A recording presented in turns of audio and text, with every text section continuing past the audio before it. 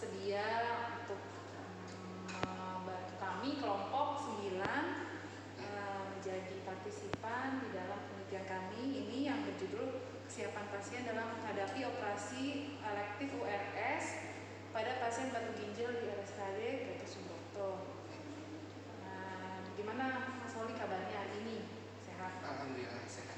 Untuk tempat duduk sudah nyaman, lingkungan sudah enak. Jadi saya bisa mulai wawancaranya ya. Mas Oli, ini ada persetujuan untuk menjadi responden, untuk menjadi partisipan di dalam penelitian kami. Boleh minta tolong dibaca dan dipelajari dulu dan ditanda tangan. Jika sudah dibaca dan disetujui. Tanda tangannya sebelumnya.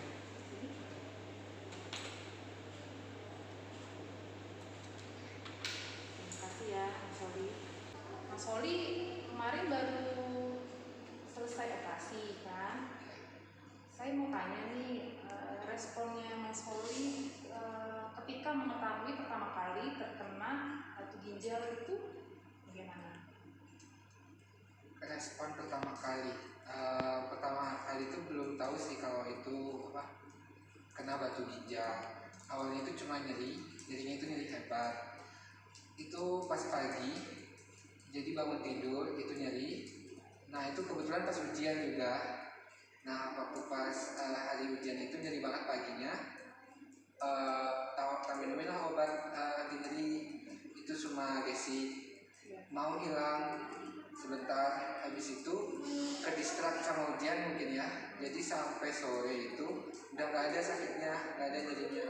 Tapi di sore jam 15 itu jam 3 itu tuh tiba-tiba nyeri banget lagi. Nah nyeri banget lagi tuh terus nelpon buat minum sama gesek dulu sih. Minum sama gesek lagi. Nah minum sama gesek lagi. Habis itu nggak mempan, nggak hilang nyerinya. Nah habis itu langsunglah ke IGD-nya RSUD. Di IGD RSUD itu tuh masih disuruh masuk, itu cuma diobservasi biasa, terus disuruh nunggu dokternya dulu. Maaf dulu, aku bilang ya IGD RSUD. Apa? Oke, terus apa namanya? Diperiksa sama dokter, ya udah diperiksa, diketok, di anamnesa, ditanya-tanya. Nah itu dibilang dicurigai itu batu ginjal. Soalnya juga di tes lab juga diambil urinnya. Nah di dalam urinnya itu ada darahnya. Itu awal pertama kali mas. Jadi pada saat dokternya kan mengatakan curiga batu ginjal itu gimana? Awal respon itu responnya bukan lebih ke panik, bukan lebih ke takut atau apa, tapi lebih ke karena nyerinya ini belum hilang.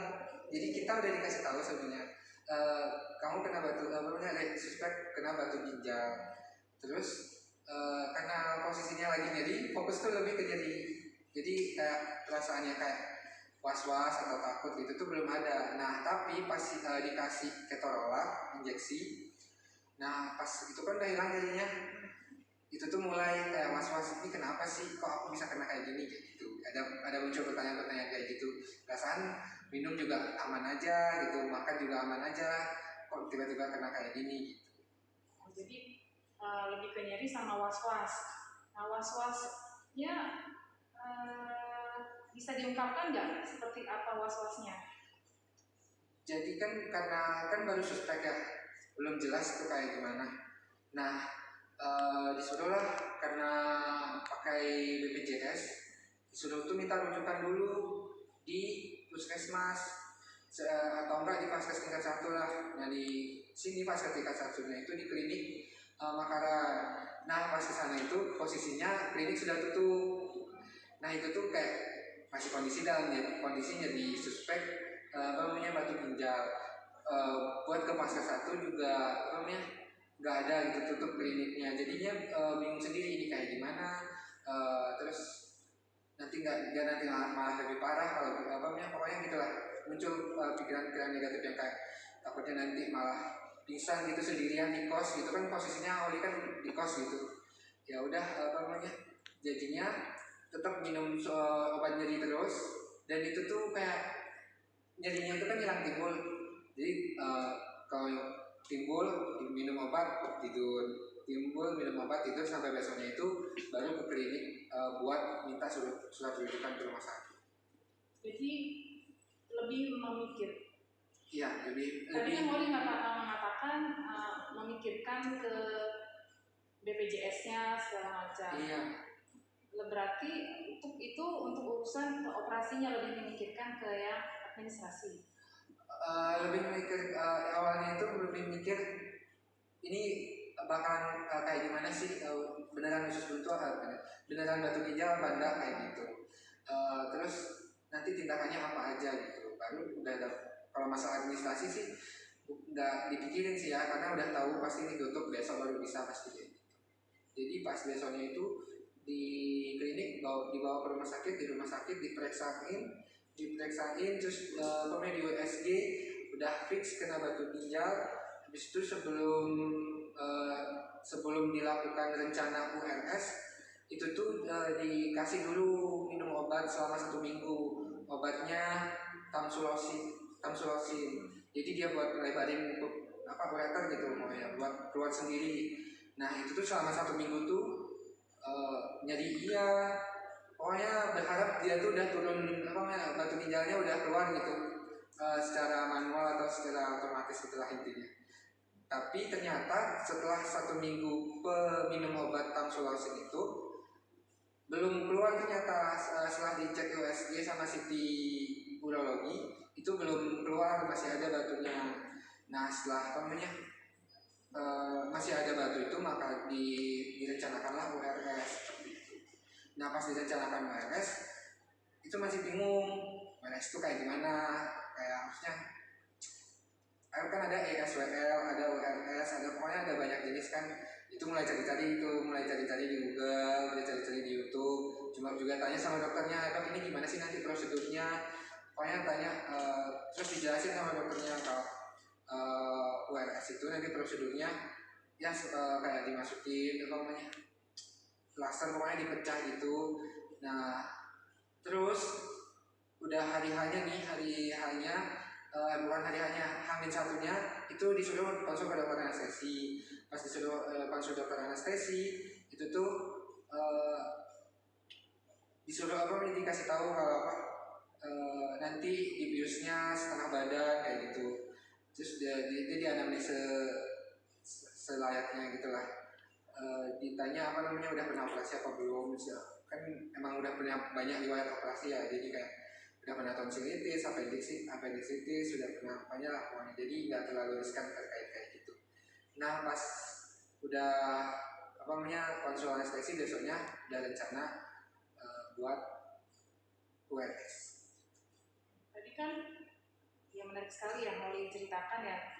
Tadi kan Holly mengatakan mencari tahu tentang apa sih ini batu ginjal ini kok bisa dapat dari mana, itu yang sudah Holly lakukan untuk mencari tahu itu sudah sejauh mana?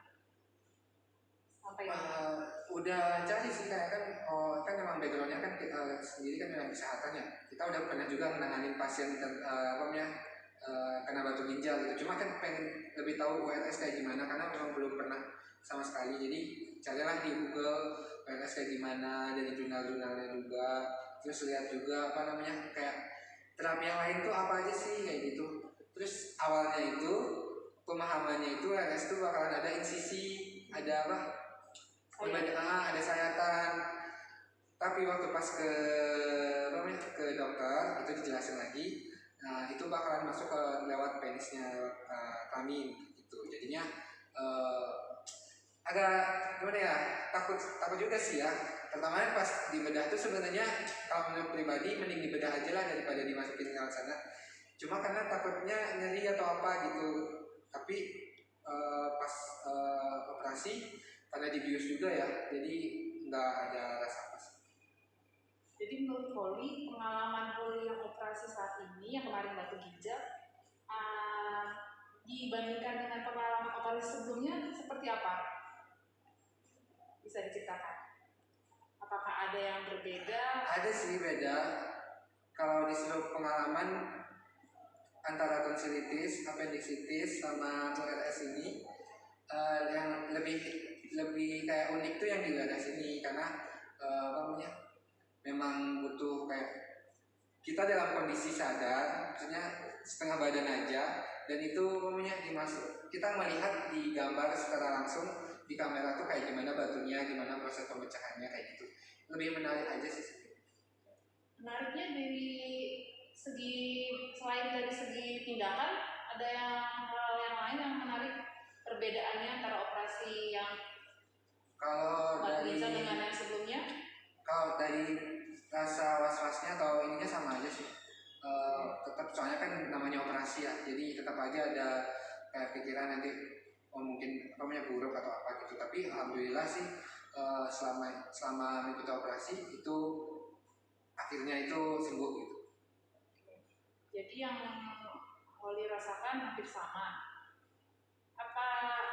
Bagaimana dukungan dari lingkungan sekitar, dengan teman, dengan keluarga, atau dari tempat kerja, tempat kuliah Holly? Jadi awal kena sakit nih, kan nggak ada keluarga sama sekali. Itu nelpon teman. Habis itu nelpon teman bilang kalau sakit banget. Itu sebelum ke UGD ini. Aku mau minta tolong buat diantarin, cuma kondisinya emang gak memungkinkan. Jadinya Oni naik Grab sendiri, nelpon Grab sendiri, jalan sendiri kayak gitu. Nah pas sudah di IGD baru temennya ada yang datang. Ini sih cukup mendukung sih, kayak kemarin tuh waktu pas nyeri banget tuh datang teman-teman tuh, terus kayak dielus gitu lah, pokoknya bagian yang sakitnya tuh itu mulai berkurang. Itu tuh belum nelpon keluarga sih sama sekali waktu pas nyeri itu. Nah pas sudah mulai tenang, udah mulai reda nyerinya, baru nelpon keluarga. Nah pas waktu udah tak ketahuan kena batu ginjal dari keluarga, kan nelpon dari keluarga menyarankan kayak coba minum berapa dulu, minum ini, pokoknya gitu lah. Menyarankan buat biar turun juga batunya itu sendiri gitu. Banyak sih dukungan dari keluarga juga. Waktu ke IGD, Holly sendiri datang, itu yang Holly harapkan dari dukungan keluarga itu sebenarnya bagaimana? Kalau dari dukungan keluarga sih yang diharapkan sebenarnya? Yang diharapkan ya kalau kita lagi posisi sakit, kita minta bantuan tuh kayak keluarga kita ada gitu buat nganterin, buat apa kan. Tapi emang kondisinya kan Holly lagi di kos, keluarga juga lagi di rumah, nggak mungkin juga mengharapkan itu gitu. Jadi ke teman, nah teman juga kita nggak bisa memaksa kan, karena mereka juga punya urusan. Jadi ya udah Holly, karena kita udah tahu juga ya, Holly jadi ya nelfon Grab. Habis itu waktu pas di perjalanan tuh juga agak ini sih, kayak Holly-nya udah nyeri banget. Jadi minta tolong ke Mas Grabnya buat cepet-cepet gitu kan. Mas Grabnya juga was-was karena ngelihat Holly-nya kesakitan. Jadi pokoknya unik lah pokoknya. Habis itu di UGD sampai UGD, Mas Grabnya bilang, Mas perlu ditemenin nggak ke dalam? Oh nggak usah Mas, nggak usah gitu. Pokoknya. Nah tadi kan menceritakan unik, Holly menceritakan unik di bagian apa itu uniknya kalau boleh tahu? Ya gimana ya, karena selama ini ya kalau waktu pas appendix, waktu pas tonsil itu tuh beneran kayak keluarga tuh ada gitu, jadi nemenin waktu pas sakit ke rumah sakitnya kayak gitu. Nah sedangkan ini enggak, ke rumah sakit lagi pas nyeri-nyerinya banget, terus ada orang nggak dikenal, terus orang itu juga ikut was-was juga sama kondisi kita, mereka tuh kayak care juga sama kondisi kita, jadi kayak unik aja sih. Oke. Di samping yang orang lain yang tidak dikenal kan ternyata ada perasaan ingin menolong ya. Perasaan Holly di situ sewaktu justru orang yang tadi Holly bilang yang pengen harusnya nemenin Holly ada, itu tidak ada, seperti apa? Awalnya sedih sih, banyak sih, tapi karena balik lagi kondisinya kayak gini gitu, kita paham kalau kondisi realitanya kayak gini, jadi bisa lah apa menangani itu gitu, jadi menormalisasikan rasa itu. Bagaimana cara menormalisasinya? Ya udah, kita punya telepon cuma pas selesai semua tindakan tuh kita fit call sama orang tua, Holly fit call sama orang tua, fit call sama kakak, terus orang tuanya maksudnya pokoknya ngasih kayak semangat cepat sembuh kayak gitu.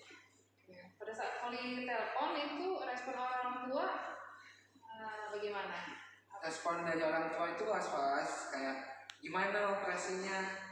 Waktu pas pertama ini dulu, yang waktu pas kena batu ginjal, emang ada apa, kenapa, jadinya kayak gimana, pokoknya banyak pertanyaan dari keluarga. Dan itu posisinya Holly juga masih malas buat menjelaskan banyak ke keluarga, jadinya Holly menjelaskan secara singkat-singkat gitu. Nah pas operasi pun ditanya gimana operasinya, nanti mau pokoknya selama proses, selama ada 2 bulanan lebih lah gitu selama proses itu, banyak tanya lah keluarga gimana kondisinya, atau setiap hari itu selalu nelponin deh. Jadi terbantu banget sih kayak di dukungan gitu. Jadi ngertiin kayak jangan lupa minum apa-apa. Tapi tadi kan Holly mengatakan awalnya malas memberitahu. Ya. Itu kenapa malas memberitahu? Pertama kondisinya kan itu lagi ya, jadinya hilang timbul dan nggak mau banyak pikiran juga, dan dalam hati juga nggak mau keluarga banyak pikiran. Jadi kita tuh pengen tuh jawabnya itu sesingkat mungkin tanpa membohongi keluarga gitu Pak. Kalau kita terlalu banyak ngomong nanti takutnya banyak bohong gitu keluarga. Tapi kalau ngomongnya sedikit itu nggak bohong gitu kan kalau persepsi Oli. Jadi ngomongnya sedikit aja gitu.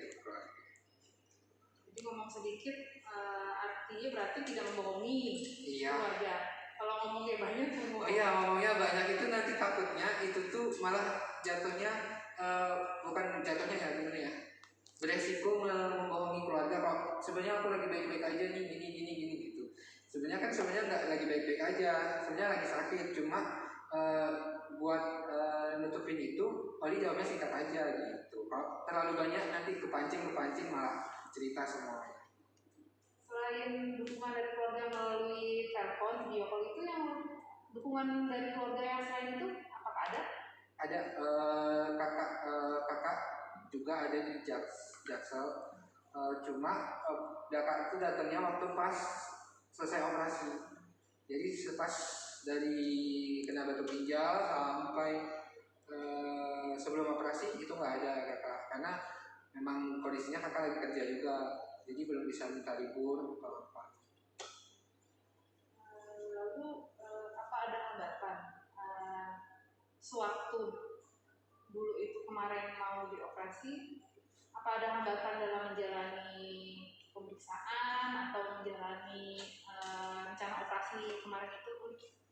Alhamdulillahnya enggak sih, cuma ada sih kayak kekecewaan dari buat ke rumah sakitnya. Pertama dari karena memang BPJS memang terkenal agak lama gitu kan penanganannya. Jadi waktu pas awal pendaftaran itu lama, kita berangkat dari jam 8 itu jam 11 baru kita dipanggil namanya, pokoknya lama banget. Nah yang kedua itu miskomunikasi di orang polinya. Jadinya gara-gara itu Holly jadinya cek swab PCR itu 2 kali. Rencana operasi dimundur jadi 1 minggu. Gara-gara dari polinya itu hasilnya PCR-nya Holly itu kayak keselip gitu katanya. Jadi mereka nggak tahu kalau Holly ada rencana buat WS. Nah otomatis kan Holly tanya, padahal Holly tanya tuh pas sebelum mau operasi, Kak dia tanya ke perawatnya gimana hasilnya untuk ke dokter anestesinya kapan kayak gitu. Terus dari perawatnya bilang masih nunggu hasil PCR katanya. Aku bilang di Peduli Lindungi udah ada Kak hasilnya, kan Oli juga ngecek kan. Oh iya Kak nanti cek lagi ya, itu dari rumah sakit. Terus besoknya lagi 2 hari lagi ku chat lagi lewat WA. Nah dari rumah sakit juga pokoknya nggak ada, pokoknya bilangnya nanti dicek lagi. Itu sampai 1 minggu jadi mundur itu operasi. Obatnya jadinya nambah tamsulosin, itu nambah. Habis itu dari dokternya akhirnya direncanakan 1 minggu lagi, dan alhamdulillahnya terjadi juga sih punya URS. Yang Oli rasakan waktu itu sewaktu dimundurkan seminggu kemudian? Ya kecewa ya sebenarnya, kan karena udah punya planning, misalnya Oli operasi tanggal segini, karena itu kebetulan lagi pas libur sekolah dan mau libur kuliah dan mau masuk kuliah. Oli punya planning masuk kuliah itu udah gak ngapa-ngapain ke rumah sakit, masuk kuliah itu udah sehat gitu. Tapi nyatanya waktu pas dimundurin itu, otomatis waktu pas kuliah Oli masih ngurusin administrasi, ngurusin operasi, ngurusin pokoknya buat kuliah kayak gitu. Dan dampaknya itu banyak banget buat di kuliah, karena Oli itu jujur kayak buat fokus buat ngerjain tugas atau apa tuh jadinya kurang. Nah jadinya dampak sana, padahal udah dari planning dari awal tuh sebelum kuliah tuh udah selesai nih, operasi udah selesai. Yang Oli lakukan ternyata tidak sesuai planning Oli, masih berlanjut sudah masuk kuliah masih berlanjut rencana operasi. Itu yang Oli rasakan tuh apa? Ya kecewa dulu. Pertama kecewa sama rumah sakitnya, terus kalau kepribadinya itu kecewa juga, karena kan banyak tugas kuliah tuh tugas kelompok. Terus itu kecewa karena nggak bisa maksimal di tugas kelompok tersebut gitu. Jadinya ya udah pasrah. Tapi alhamdulillah tugasnya selesai, teman-teman juga mendukung. Jadinya alhamdulillah selesai. Ini mengatakan usaha sebelum operasi ada minum air kelapa. Selain minum air kelapa, yang lain ada usahanya? Jadi kan dari keluarga tuh menyarankan buat minum air kelapa, itu kelapa muda. Jadi Oli cobalah minum air kelapa muda, dan itu masih nggak ada berefek. Memang kencingnya makin lancar waktu pas minum air kelapa, tapi batunya itu tetap nggak turun dan tetap nyeri. Nah habis itu ketemulah salah satu dosen di sini di Afrika. Dosennya menyarankan buat minum banyak jus jeruk. Jadi Oli coba juga buat minum jus jeruk. Itu ada pokoknya 5 hari kayaknya, 5 hari coba Oli setiap hari minum jus jeruk, dan itu tetap aja juga nggak berpengaruh sama batu ginjalnya, tetap nyeri, tetap pokoknya lokasi nyerinya tetap sama di sana. Terus habis dicek di rumah sakit juga masih ada. Yang Oli harapkan pada saat meminum yang disarankan tadi keluarga air kelapa dan air jeruk itu dari keluarga itu sebenarnya yang Oli harapkan dari kondisi Oli yang ada batu ginjal itu apa? Jelas yang Oli harapkan tuh pasti hilang gitu, batunya turun sendiri gitu, keluar sendiri. Jadi kan ternyata pas kenyataannya itu nggak mau keluar gitu. Ya gimana gitu. Kita udah berusaha. Pada saat tahu sudah berapa hari minum air jeruk itu ternyata batunya tidak keluar sendiri, itu yang Oli rasakan apa? Yang Oli rasakan pertama karena nggak terlalu berharap juga ya. Memang paham kalau terapi itu bisa mampu gitu. Cuma gimana ya, kembali lagi lah, kalau misalnya keluar alhamdulillah, misalnya belum berarti disuruh buat tindakan yang lain kayak gitu. Jadi kecewa juga enggak sih, cuma lebih ke pasrah aja. Berarti pasrah, menerima aja, pasrah. Baik, Oli, menarik sekali cerita pengalaman hidup Oli tadi yang sudah Oli ceritakan mengenai persiapan operasi batu ginjal ya. Sekali lagi saya ucapkan terima kasih karena Oli telah bersedia menjadi partisipan kami. Pengalaman yang Oli tadi sampaikan nanti mungkin kami akan membuatnya di dalam penelitian kami, mungkin. Lalu tadi juga kami sudah meminta KM Compassion ya, Oli bersedia untuk menjadi partisipan kami. Oke, kami mohon maaf jika ada salah kata maupun tingkah laku yang kurang berkenan. Terima kasih sekali lagi. Semoga bisa menjadi pelajaran untuk kita semua pengalaman hidup dari Oli. Saya selalu ya Oli ya. Siap.